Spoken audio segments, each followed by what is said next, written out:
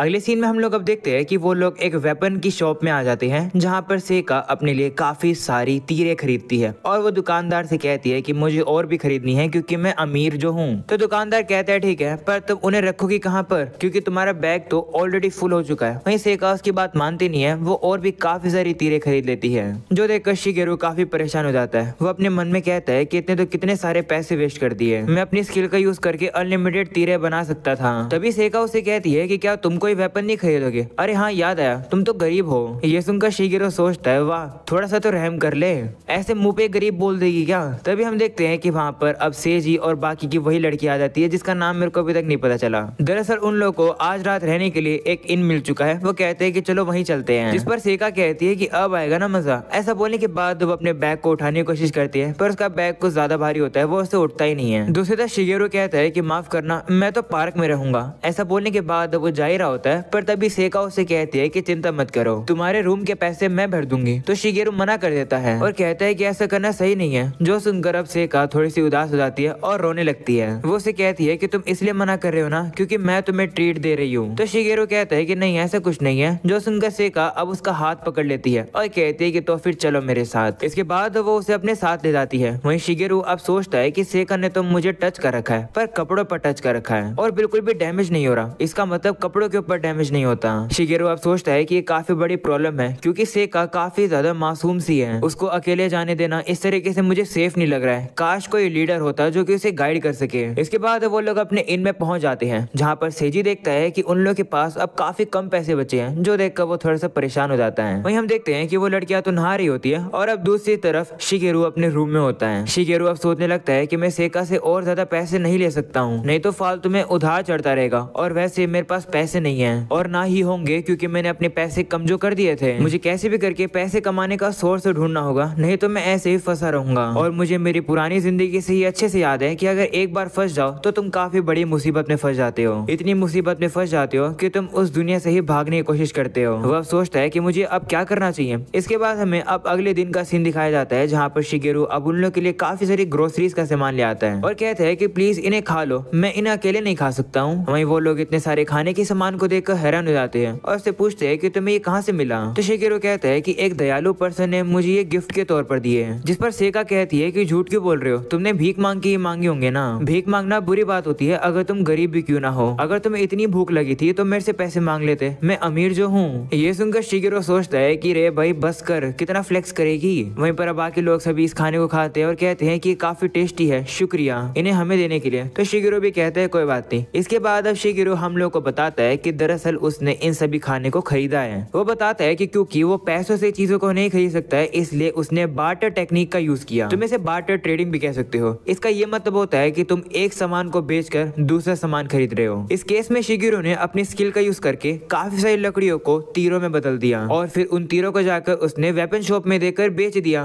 वो भी सस्ते में। और दुकानदार ने भी उस सामान को खरीद लिया और बदले में उसने ये सारा खाना दे दिया। शिगेरू अब कहता है कि चलो इससे सेका ने जो मुझे उधार में खाना दिया था अब वो पूरा हो गया। अगले सीन में सेजी अब सभी से कहता है कि चलो हमारा खाना हो गया है, तो चलो अब अपनी अगली क्वेस्ट के बारे में बात करते हैं। जिस पर सेका कहती है कि लेकिन मुझे ये टाउन और भी ज्यादा एक्सप्लोर करना था। तो सेजी कहता है हाँ मैं समझता हूँ, पर सबसे पहले हम लोग को हमारे लिए एक इनकम का सोर्स बनाना पड़ेगा क्योंकि मॉन्स्टर्स पैसों को ड्रॉप नहीं करते हैं। ये सुनकर शिगेरू काफी इंप्रेस होता है। वो सोचता है कि सेजी तो काफी कमाल का है, वो कितनी जल्दी चीजों को नोटिस करता है। जिसके बाद सेजी उन लोग को बताता है कि इस टाउन के पास में एक केव है, हम लोग आज ही वहाँ चलते हैं। जो सुनकर वो कहते हैं कि अगर वहाँ खतरा हुआ तो। उन लोग की बातें सुनकर वहाँ पर एक बंदा आ जाता है। वो उनसे कहता है क्या तुम लोग आर्गा की केव में जाओगे? मैं तुम लोग को गाइड कर सकता हूँ, मैं भी तुम लोग की तरह ही रीइंकार्नेट हुआ हूँ। ऐसा बोलकर वो शिगेरू की तरफ देखता है और कहता है कि ओ तुम तो बहुत ही बदसूरत हो। ये सुनकर शिगेरू भी सोचता है कि बस करो भाई, सभी लोग इतने मुंह पे ही क्यों बेइज्जती मार देते हैं मेरी। वहीं अब वो बंदा उन लोगों से कहता है कि तुम लोग को मैं पहली बार देख रहा हूँ, इसका मतलब तुम लोग नए हो। तो वो कहते हैं हाँ। जिस पर वो बंदा उन लोग को एक चीज दिखाता है और कहता है कि क्या तुम्हें पता है कि ये क्या है? जिस पर वो कहते हैं नहीं। तो वो बंदा उन लोग को बताता है कि ये वो आइटम है जो कि तुम लोग को उस घर में मिलते हैं जिस घर में तुम सबसे पहले रीइंकार्नेट हुए थे। इसका यूज करके तुम्हें इनके अंदर एक बार डिस्काउंट मिल सकता था। जो सुनकर सेका कहती है कि हमें तो ये नहीं मिले थे, कि हमने उन्हें मिस कर दिया।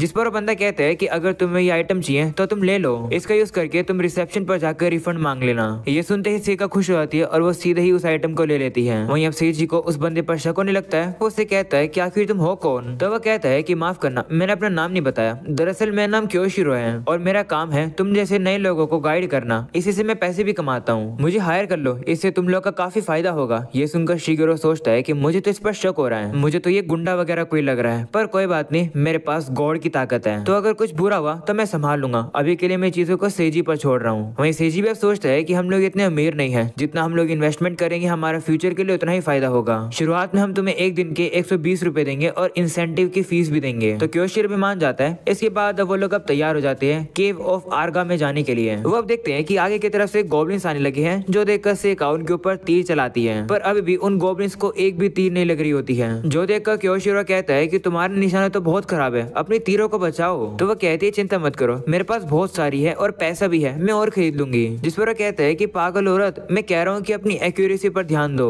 ऐसा सोचो कि एक तीर करोड़ों रुपए की आती है। ये सुनकर वो कहती है कि अगर ऐसी बात है तो मुझे संभल कर रहना होगा। ऐसा बोलने के बाद वो अच्छे से फोकस करती है और वो एक गॉब्लिन के ऊपर सही से निशाना लगा देती है, जो देखकर सभी उसकी तारीफ भी करते हैं। जिस पर अब सेका भी कहती है देखा, ये तो मेरे लिए बहुत आसान था, मैं तो शिगेरो को भी हरा दूंगी। जो सुनकर शिगेरो भी सोचता है कि हाँ फेंकती रहे, मैं तो लपेट ही रहा हूँ। इसके बाद बाकी के सभी लोग भी अब उन गॉब्लिन से लड़ने के लिए जाते हैं। शिगेरो सोचता है कि मैंने सोचा नहीं था कि क्योशिरो थोड़ा सा अच्छा गाइड होगा, माफ करना, पिछली जिंदगी में मैं एक सेल्समैन था तो मुझे हमेशा सब पर शक होता था, इसलिए मुझे इस पर शक हो रहा है। साथ में इसने हम लोग को ये हेलमेट भी पहनाया, ये कह रहा था कि इस हेलमेट को भी एक उसी पर्सन ने बनाया है जो कि हमारी तरह ही रिइंकार्नेट हुआ है। अगले सीन में सेजी और अब वही बिना नाम वाली लड़की अब एक साथ ट्रेनिंग कर रहे होते हैं। वहीं क्योशिरो उन लोग को काफी अच्छे से सिखा रहा होता है कि उन लोग को अपने वेपन्स को किस तरीके से यूज करना है। दूसरी तरफ सेका भी अपनी एक्यूरेसी पर ट्रेनिंग कर रही होती है, पर शिगेरो वहीं खाली फोकट में बैठा होता है। जो देखकर क्योशिरो कहता है कि क्या तुमने ट्रेनिंग करोगे? तो वो कहता है कि मेरे पास कोई कॉम्बैट स्किल नहीं है। जिस पर क्योशिरो कहता है कि तुम्हारे पास एक छड़ी है, इससे लेवल अप करना कितना मुश्किल होता होगा ना। तो शिगेरो कहता है कि माफ करना, मैं तुम्हें बता नहीं सकता हूँ कि मैं ऑलरेडी 61 लेवल का हूँ। वहीं क्योशिरो से कहने लगता है कि उदास मत होना, मैंने सुना है कि जो छड़ी की जो आखिरी स्किल होती है वो काफी एक्स्ट्राऑर्डिनरी होती है। जिस पर शिगेरो भी कहता है हाँ मुझे पता है, जब सुबह सुबह मैं कुछ तीरे लेने के लिए गया हुआ था टाउन के बाहर, तब मुझे वहाँ पर एक जाइंट ऑगर मिला था। तब उस टाइम मैंने अपनी स्ट्रॉन्गेस्ट छड़ी की स्किल को यूज करने का ट्राई किया, पर मैंने देखा कि अगर मैं इस स्किल को यूज करूंगा तो 200 किलोमीटर में जितनी भी चीजें होंगी वो तबाह हो जाएगी, इसलिए मैंने उसे यूज करना रहने दिया। वहीं क्योशिरो अब उससे कहता है कि तुम्हें हल्की फुल्की बैटल तो करनी चाहिए किसी के साथ, नहीं तो तुम मेरी तरह रिटायर हो जाओगे। जो सुनकर वो कहता है क्या तुम रिटायर हो गए हो? तो वो कहता है हाँ, दरअसल मैं पहले एक मर्शनरी ग्रुप में था, मैं रिटायर इसलिए हो गया क्योंकि मेरी ट्रेनिंग अच्छी नहीं रही, सभी लोग मुझसे आगे निकल गए। उस मर्शनरी ग्रुप का जो लीडर था उसने काफी मेहनत करके अपनी रैंक बढ़ा ली और फिर वो एक राजा बन गया। तुम मानोगे नहीं, पर उसका लेवल 80 है और उसका स्टेटस का एवरेज है 160। ये सुनकर शिगेरो सोचता है कि ये तो बहुत कम है। वहीं क्योशिरो कहता है कि तुम शॉक हो गए ना ये सब सुनकर। अगले सीन में वो लोग अब केव के अंदर पहुंच जाते हैं, जहाँ पर शिगेरो कहता है कि ये जगह तो एक एंशिएंट रूइन की तरह लग रही है। वहीं वो देखता है कि सेका इतनी ज्यादा डर रही होती है कि वो हिल भी नहीं पा रही होती है, जिसे देखकर वो सोचता है कि क्या तुम बच्ची हो। अंदर आने के बाद सेका को लाइमस्टोन दिखाई देते हैं। वो कहती है कि कितने खूबसूरत है। वो अंदर जाने वाली होती है, पर तभी क्योशिरो उसे रोक लेता है और कहता है कि तुम पर गिर सकते हैं। तभी सेजी अब सेका से पूछने लगता है कि वैसे तुम्हारी असली जिंदगी में एज कितनी थी? ये सुनकर शिगेरो खुश जाता है, कहता है ये हुई ना बात, मैं भी यही पूछना चाहता था। वहीं सेजी कहने लगता है कि पिछली जिंदगी में मैं 30 साल का था। ये सुनकर सभी हैरान हो जाते हैं। वहीं सेका अब कहती है कि दरअसल मैं अपनी पुरानी जिंदगी में 17 साल की थी।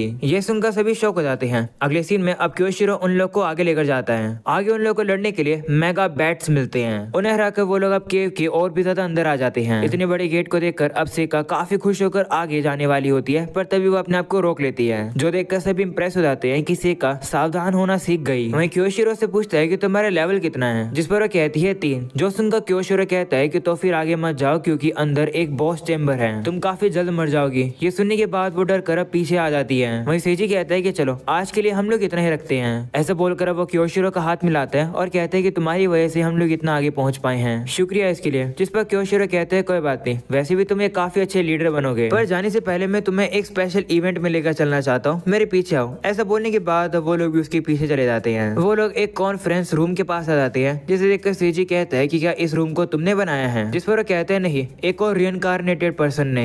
ये जगह सेफ है, यहाँ पर कोई भी मोस्टर और मैजिक नहीं आ सकता है। ये सुनकर शिगेरो समझ जाता है कि ये झूठ बोल रहा है, क्योंकि जब शिगेरो अपनी पावरफुल स्किल को यूज करने वाला था तब उसे पता चल जाता है कि 200 किलोमीटर में जितनी भी जगह है वो तबाह हो जाएगी। इसका मतलब 200 किलोमीटर में जितनी भी जगह है वहाँ पर कोई भी सेफ जगह है ही नहीं। वहाँ काफी सारा सामान पड़ा होता है, जिसे देखकर सेका कहती है कि यहाँ कोई पार्टी है क्या? तो क्योशिरो कहता है हाँ, ये उन लोगों के लिए पार्टी है जो कि रिइंकार्नेट होकर यहाँ तक पहुंचे हैं। वहीं शिगेरो ये सेंस कर पा रहा होता है कि ये जो पीने की चीजें हैं ये थोड़ी सी पॉइजन हो रखी है, यानी इन्हें पीने से वो लोग सो जाएंगे। पर शिगेरो कहता है कि मेरे पास तो एंटीडोट है, तो मैं तो नहीं सो सकता हूँ। वहीं सेजी को भी थोड़ा बहुत शक होने लगता है। वो अब क्योशिरो से कहता है कि माफ करना, पर हम लोग को शाम होने से पहले घर चलना चाहिए। तो क्योशिरो भी कहता है हाँ माफ करना, लेट तो हो गया, चिंता मत करो, मैं तुम लोग को फोर्स नहीं करूंगा। उसे इस तरीके से दुखी होता हुआ देख सेजी अब उसे माफी मांगता है और कहता है कि माफ करना, मुझे लगा था कि तुम बुरे पर्सन हो, मुझे तुम पर शक हो रहा था, माफ करना मैंने तुम पर शक किया। तो क्योशिरो भी कहने लगता है कि तुम एक लीडर हो, तुम्हें ये सब तो फीलिंग आनी ही चाहिए, तो क्या तुम अब इस ड्रिंक को पियोगे? जिस पर सेजी भी कहता है हाँ। ये सुनकर शिगेरो सोचता है कि सेजी भी इसकी चाल में फंस गया। इसके बाद वो लोग अब ड्रिंक पीने लगते हैं। शिगेरो सोचता है कि उन लोग को सोने में थोड़ा बहुत समय है, तब तक मैं इनसे बात कर लेता हूँ। वो अब उन लोगों से कहता है कि तुम लोग इस दुनिया में आने से पहले क्या क्या किया करते थे। ये सुनकर सभी लोग अब परेशान हो जाते हैं, वो अब कुछ बोल ही नहीं पाते हैं। तभी शिगेरो को अब रियलाइज होता है कि उसे ये क्वेश्चन नहीं पूछना चाहिए था, क्योंकि वो सभी लोग अगर इस दुनिया में आए हैं तो इसका मतलब वो उसी की तरह ही भाग कर आए हैं। वो अब उन लोगों से माफी मांगते हैं, जिस पर सेजी कहते हैं कोई बात नहीं, मैं तुम्हें अपने पास्ट के बारे में बताता हूँ। सेजी अब कहने लगता है कि जब मैं स्कूल में था तब मैं सारी चीजों से परेशान हो गया था, उसके बाद मैंने घर छोड़ दिया और फिर एक कंपनी शुरू करी जिसका नाम सक्सेस लाइफ था। ये सुनकर शिगेरो शॉक हो जाता है। वो कहता है कि इस कंपनी के अंदर तो मैं जा चुका हूँ, अब समझ आया कि वहाँ का जो प्रेसिडेंट है वो सेजी है। सेजी अब कहता है कि जब मेरी कंपनी शुरू हुई थी तब मेरे पास एक सेल्स पर्सन आया था, वो भी बिना अपॉइंटमेंट के। उस बंदे को हम लोग मिस्टर वाई बुलाते हैं। वहीं ये सुनकर शिगेरो शॉक हो जाता है। वो मन में कहता है कि सेजी के सामने जो सेल्स पर्सन आया था वो और कोई नहीं बल्कि मैं था। सेजी अब कहता है कि उस बंदे ने मुझे काफी एक्सपेंसिव कॉपिंग मशीन बेचने के लिए ट्राई किया, मैंने प्राइस को भी कम करने की कोशिश करी,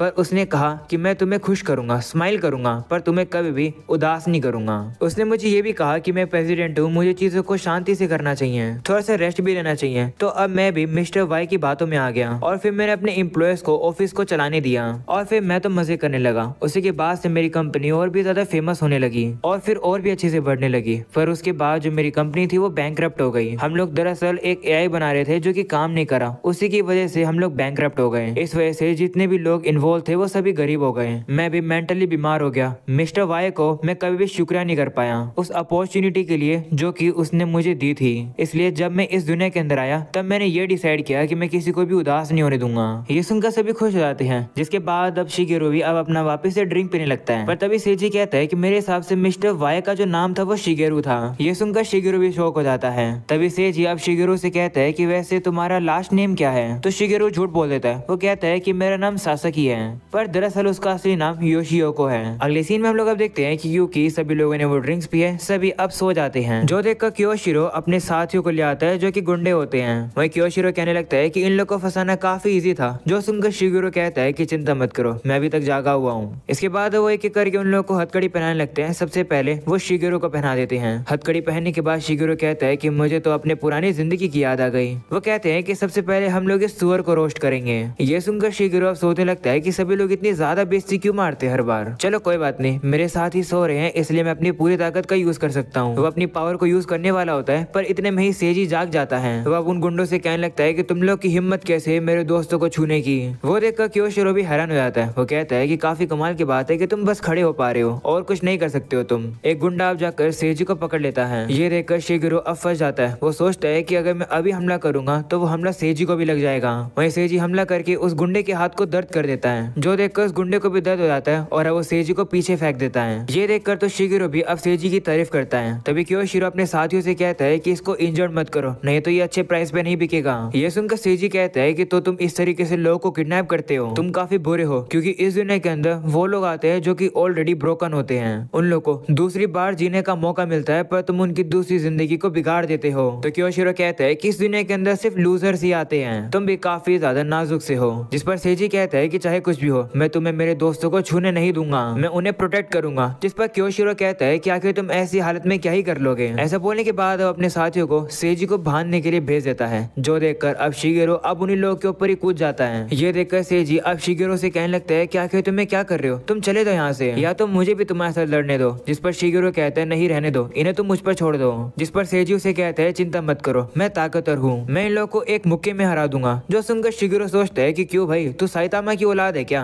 तो ये बाकी गुंडे फिर से हमला करने के लिए आ रहे होते हैं। जो देखकर शिगेरू फिर से उन लोगों के ऊपर कूद जाता है, पर तभी एक गुंडा उसे खींच के मुक्का मार देता है, जिस वजह से शिगेरू अब दूर जाकर गिरता है, वो भी कुछ गुंडों के ऊपर। जो देखकर सभी शौक हो जाते हुए कहते हैं कि आखिर ये इतना पावरफुल कैसे है। जिस पर शिगेरू कहता है कि अगर तुम लोग को मुझे हराना है तो लड़कियों को लाना पड़ेगा, वही मुझे हरा सकती है। वहीं पर वो गुंडे फिर से उसे लड़ने के लिए तैयार हो रहे होते हैं, जो देखकर सेजी अब शिगेरो से कहता है कि तुम यहाँ से चले जाओ, मैं इन लोगों को एक की मुक्के मारा दूंगा। जो सुनकर शिगेरो कहता है कि बस कर भाई, कितना फेंकेगा। हम अब देखते हैं कि सभी गुंडे अब एक साथ ही शिगेरो के ऊपर हमला कर देते हैं, कुछ तो उसकी नाक में उंगली डाल देते हैं। अच्छा हुआ कि नाक में उंगली डाली है। ये सब देखकर अब सेजी गुस्से में आ जाता है, वो अब उन लोग को रोकता है। उसके हाथ में अब एक लाइट आ जाती है, जिसके बाद सेजी कहता है कि मेरे हाथ में ये जो रोशनी है ये सभी बुराई को खत्म कर देगी। तुम गुंडों को अभी पीछे हटना है तो हट जाओ, अभी तुम्हारे पास मौका है। ये देखकर सभी शौक हो जाते हैं और कहते हैं कि ये क्या स्किल है, जिस पर सेजी कहता है कि मैंने अपने स्पेशल नोट पर एक ओथ लिखा था, यानी कि मैंने एक कसम लिखी थी कि अगर मेरे दोस्तों को मैं कभी भी अकेला छोड़ दूं या फिर उन्हें किसी ने परेशान किया तो मैं उन्हें छोड़ूंगा नहीं। स्पेशल नोट की वजह से जितने भी बोनस पॉइंट मुझे मिले थे उसको मैंने एक्सचेंज करके ये ताकत पाई है। ये सुनकर शिगेरो भी शौक हो जाता है। वो कहता है क्या तुमने इसी के अंदर अपने सारे ही पॉइंट्स लगा दिए हैं। सेजी कहता है कि ये स्पेशल स्किल तब एक्टिवेट होती है जब मुझे गुस्सा आएगा, और अगर मुझे और भी गुस्सा आ गया तो ये जो रोशनी है ये रेड कलर की हो जाएगी। तुम सभी लोग तबाह हो जाओगे, इसलिए अपने वेपन को यहीं छोड़कर भाग जाओ। पर गुंडे उसकी बात को सीरियसली लेते ही नहीं है, वो उससे लड़ने के लिए तैयार हो जाते हैं।